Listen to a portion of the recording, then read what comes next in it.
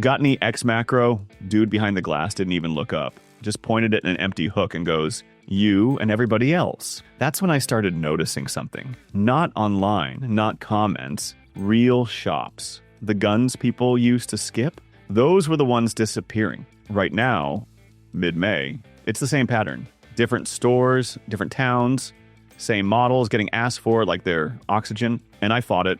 Told myself, I don't chase trends. Then I carried a pistol, I trusted on paper, and it made me look stupid. Quick stop, bent down for a case of water, and that grip printed like a billboard.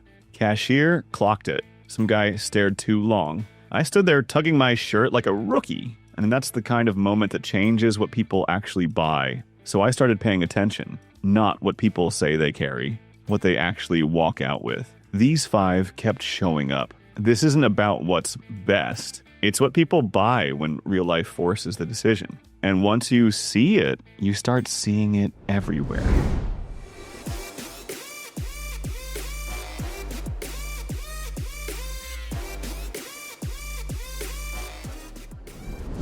All I saw was empty glass. Fort Worth shop last month. The guy behind the counter looked like he'd been getting yelled at for a week straight. He didn't even ask what I wanted. He just said, "If you're here for the X-Macro, don't start." 2-week back order. Phone ringing nonstop. Guys calling from all over Texas.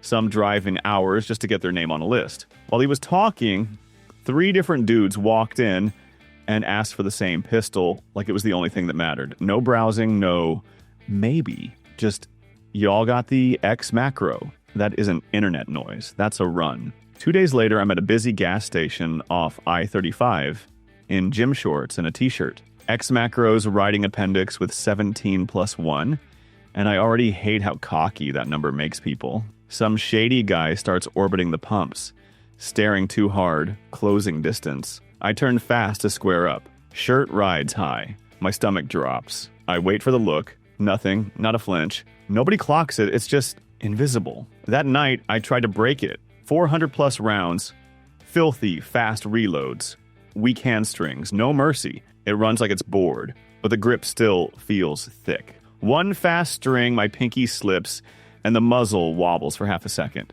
And I keep thinking, how many guys bought this for 17 and never earned the rest? Beer cooler slammed, somebody yelled, and the whole crawfish boil outside. Katie changed temperature in 1 second. 80, maybe 90 people out there. Loud music, wet hands, sweat, kids weaving between legs. My Hellcat Pro sat under my shirt like it belonged there.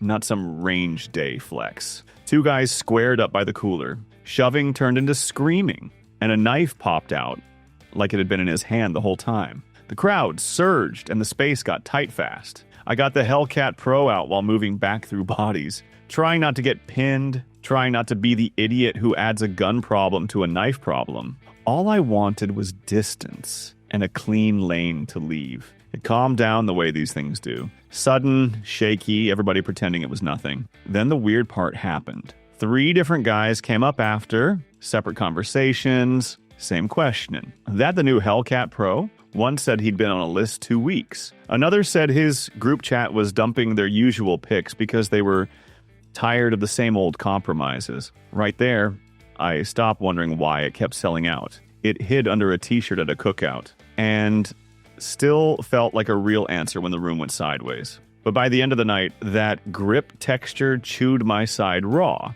What came after that wasn't about comfort at all. Guys bought to the next one because they thought they found a shortcut. And most of them won't feel it until it's too late. Steve, what's the best-selling handgun right now that's still budget? Buddy asked it while I stood in the garage, surrounded by tools I didn't need and projects I didn't finish. And the weird part? I didn't even pause. No, let me think. No scrolling, no brand loyalties. I just said, Ruger RXM. He laughed like I'd said it to mess with him. Because budget usually means compromise. Used gun, settling. That old sick feeling when you hand over money and already regret it in the parking lot. But that's what changed. Prices got stupid and people stopped pretending they didn't care. Guys got tired of paying extra just to feel safe about the logo on the slide. The RXM didn't feel like a desperate pick anymore. It felt like the answer people hated admitting out loud. So I told him, get in the truck. Down in Austin at G&O, there was no line. No Black Friday circus. Just that quiet movement you notice after you've been around shops long enough. Tags slightly crooked, the same spot in the case getting handled. Counter guy gave me a half smile and said, "You're not the first one asking today." My buddy looked at the price tag, looked back at me. So that's why you answered that fast. And I didn't like how right he sounded, because when a budget gun stops feeling like a compromise, it starts stealing buyers from places it shouldn't. The next gun on this list, people bought it to prove a point. That's the dumbest reason to buy a pistol.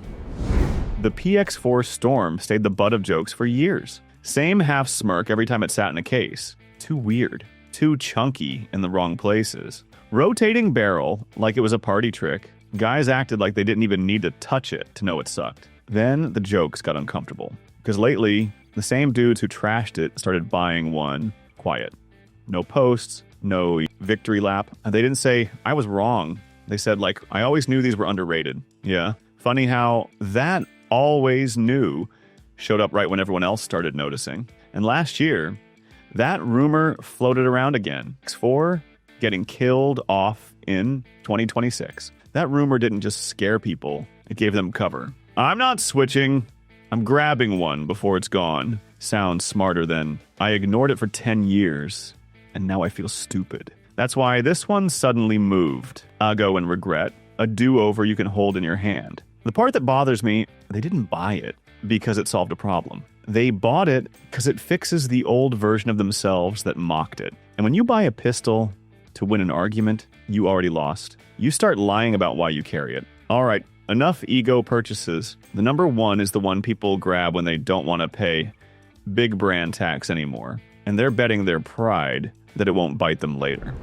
Last month it was happened. You need to look at the SAR 9 Gen 3 again. That's all the message said. No link, no video, no pitch, just a guy I trust around inventory, sending me a sentence like he was handing me a warning label. I asked him why, and he hit me with the line that stuck in my teeth. The front counter hasn't caught up to the back office yet, because the front counter is the glass case. What looks cool? What's sitting there? What the salesman feels like pushing today. The back office is the stuff you never see. Reorders, repeat buys, what moves without discounts, what gets asked for by name, the quiet numbers that don't care about opinions.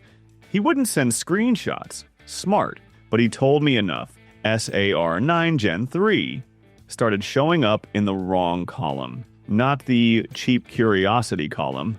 The why are we moving these again column. And the weirdest part wasn't the sales. It was the word that kept coming up from normal buyers, not collectors, not fanboys. Trust. Not good. Not value.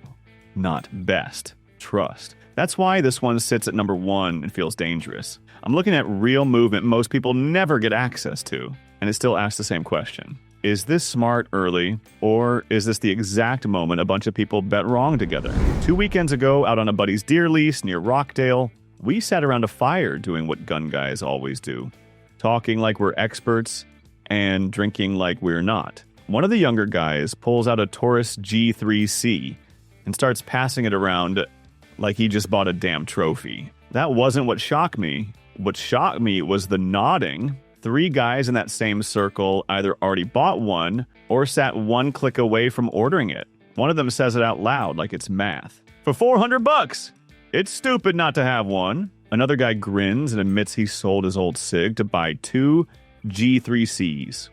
One for him, one for his wife. Like he'd crack some code. That's the wave right now. Not best gun, best deal. Guys felt smart while everyone else paid double for a name. Next morning, I put a couple of 100 rounds through it. It ran. Nothing fancy. It just did the job. But back at the fire, I saw the part nobody bragged about.